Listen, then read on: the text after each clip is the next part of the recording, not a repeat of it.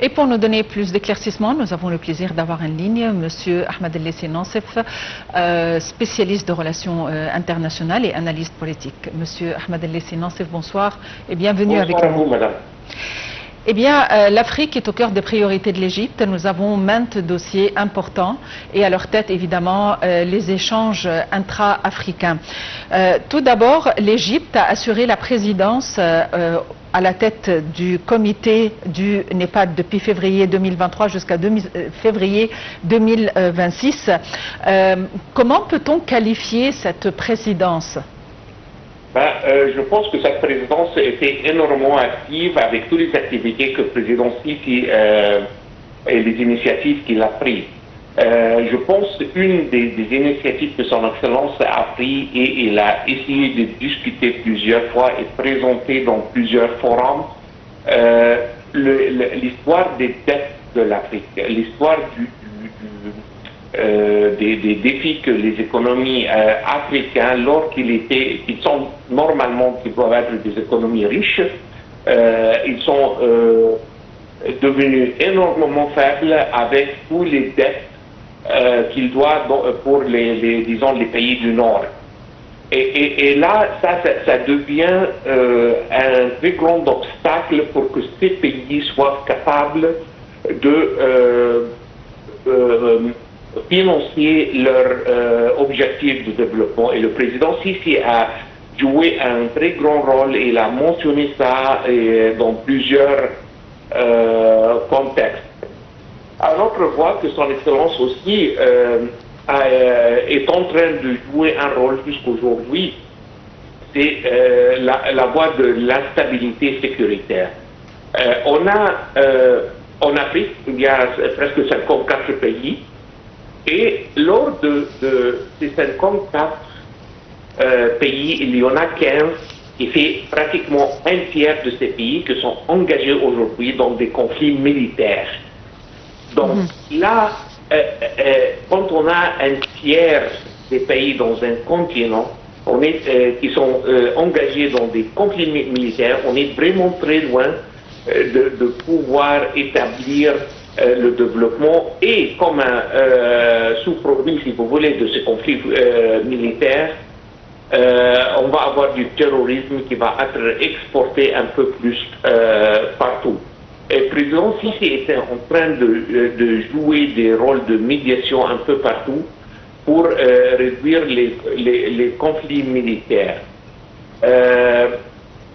Bien sûr que dans il y a aussi la voie économique et l'Égypte a participé dans plusieurs réunions, forums pour la coopération dans les domaines de l'énergie, de la reconstruction et surtout la résistance du terrorisme qui est vraiment une menace.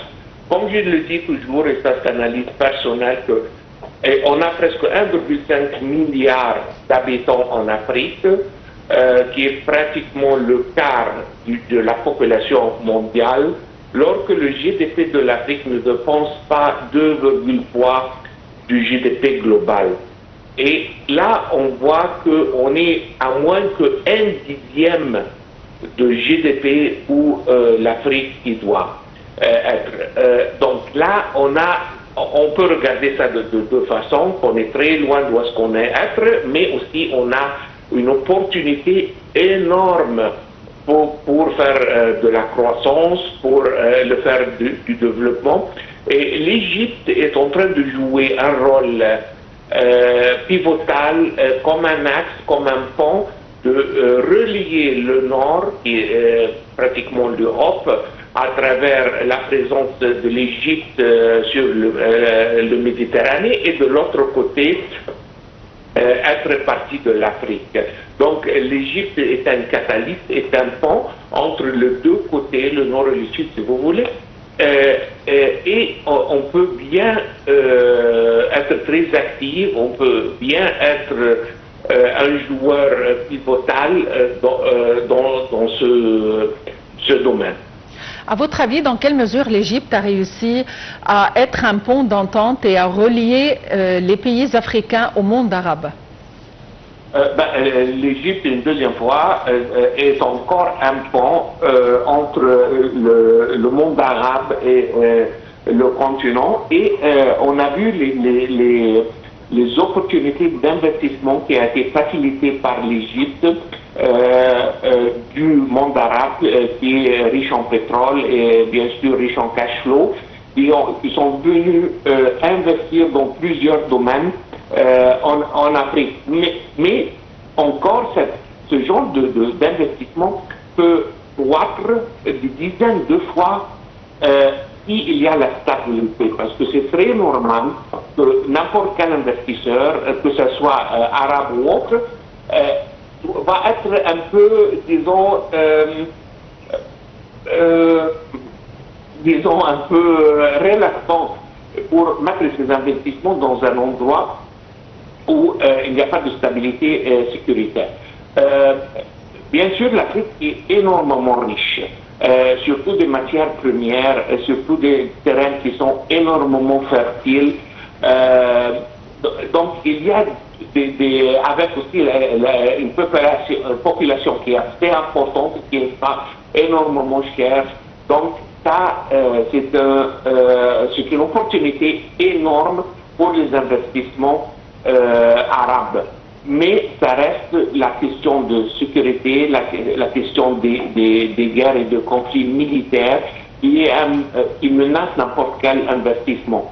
Et c'est là que l'Égypte a joué un rôle pour énergir ces investissements dans ce domaine, mais aussi en même temps, ça pourrait être beaucoup plus grand si on n'avait pas ce genre de conflits militaires qui sont un peu partout. Une deuxième fois, 30% des pays du continent engagés dans des conflits militaires, c'est un chiffre énorme.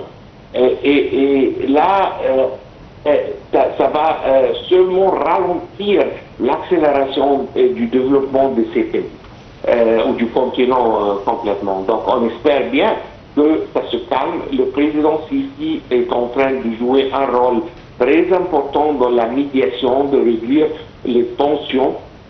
Et on a vu ce qui était en train le rôle que l'Égypte, avec son expérience, est en train de jouer en Libye, au Soudan, l'histoire de la Somalie aussi. Donc on est un peu partout.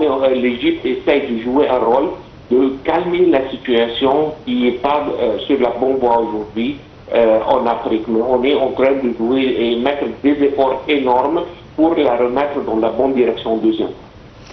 Monsieur Nansé, vous avez bien mentionné la richesse de l'Afrique, les matières premières et autres. À votre avis, est-ce que les grands pays industrialisés finiront par voir l'Afrique en tant que partenaire, ou est-ce que l'Afrique reste toujours une source d'approvisionnement en matière en matières premières, en exportant les matières premières et en devant les réimporter produites à l'étranger avec des prix exorbitants? Écoutez, madame, la réponse à cette question peut être politiquement correcte d'un côté ou non. La seule chose, ou la seule façon avec laquelle je veux essayer de répondre à cette question, en Angleterre, qui était une force coloniale très bien connue dans le XXe siècle, l'Angleterre a, dans le Banque centrale, si je ne me trompe pas, presque 300 tonnes d'or. Alors que l'Angleterre n'a pas un seul mine d'or dans son territoire. D'un autre côté, il y a un pays en Afrique, je ne vais pas la mentionner, mais c'est très bien connu, c'est le plus grand producteur d'or dans le monde, qui a été colonisé par l'Angleterre, et ils n'ont plus que, si je ne me trompe pas, 20 tonnes d'or dans leur banque centrale. Donc, je pense que la réponse est très claire dans ces chiffres. Et en plus, on peut ajouter ce qui s'est passé dans le COP 26 qui a pris lieu à Sharm el-Sheikh, et que l'Afrique était le continent qui était le plus touché par le chauffement global. Et ce qui s'est passé parce que ça c'est en train de réduire les surfaces de terrain agriculture en Afrique, lorsque l'Afrique est la moins industrialisée des continents, et on a été promis, je parle comme un citoyen africain, on a été promis des milliards de dollars pour aider ces pays à mettre les bonnes mesures pour soutenir ce qu'ils sont en train de souffrir à cause de réchauffement global, qui est vraiment une fonction et un résultat aux industriels, aux activités industrielles des pays du Nord.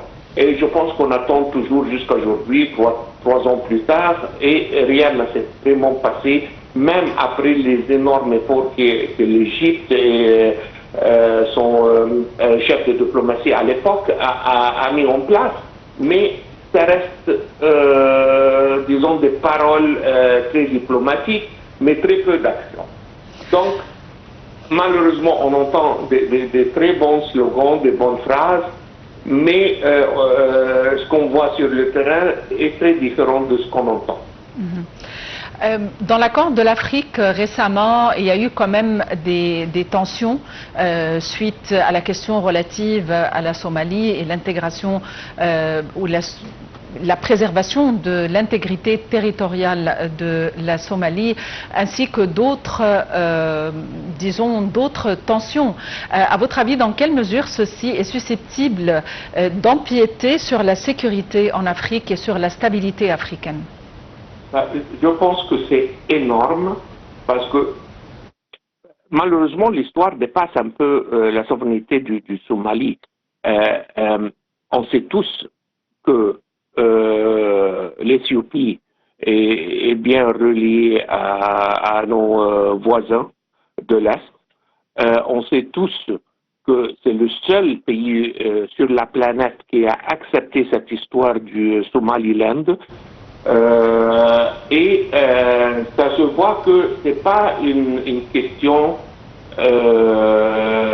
économique, que l'Éthiopie a besoin d'un pied à terre sur la mer Rouge ou quelque chose comme ça, parce que si jamais nos cousins là-bas peuvent avoir un pied à terre sur la mer Rouge, ils peuvent menacer le canal du Suez à partir du sud. Ils peuvent menacer tous les exports du pétrole qu'il y a de l'Arabie Saoudite, et ils peuvent tout simplement contrôler la mer Rouge et presque 18% du commerce mondial qui passe à travers la mer Rouge. Donc je pense que c'est énormément sérieux. Ça dépasse même l'histoire de souveraineté et ça. C'est parce que ça, c'est projeté, ça dépasse l'histoire de la Somalie comme un pays, que ça touche au Soudan, à l'Arabie Saoudite et à l'Égypte. Donc là, c'est quelque chose d'énormément sérieux, et je pense que l'Égypte est en train de voir cette histoire dans la bonne dimension et dans le contexte où on doit le voir, et on a vu les activités que son Excellence, le Président, est en train de faire dans cette région. C'est très important de noter que le Président Sisi a fait presque 100 visites pour recevoir des visites avec des présidents africains dans les quelques années passées. C'est un chiffre énorme, mais ça démontre l'activité que le président Sisi et la priorité qu'il est en train de mettre sur les dimensions africaines de l'Égypte. Et je pense qu'on va réussir. On est sur la bonne voie dans cette direction et on va réussir. Oui, très bien. Monsieur Ahmed El-Lessi Nassif, vous êtes spécialiste de relations internationales et analyse politique. Merci d'avoir été avec nous aujourd'hui. Reste à vous remercier pour votre attention, à vous souhaiter une excellente fin de soirée, un bon week-end et à la prochaine.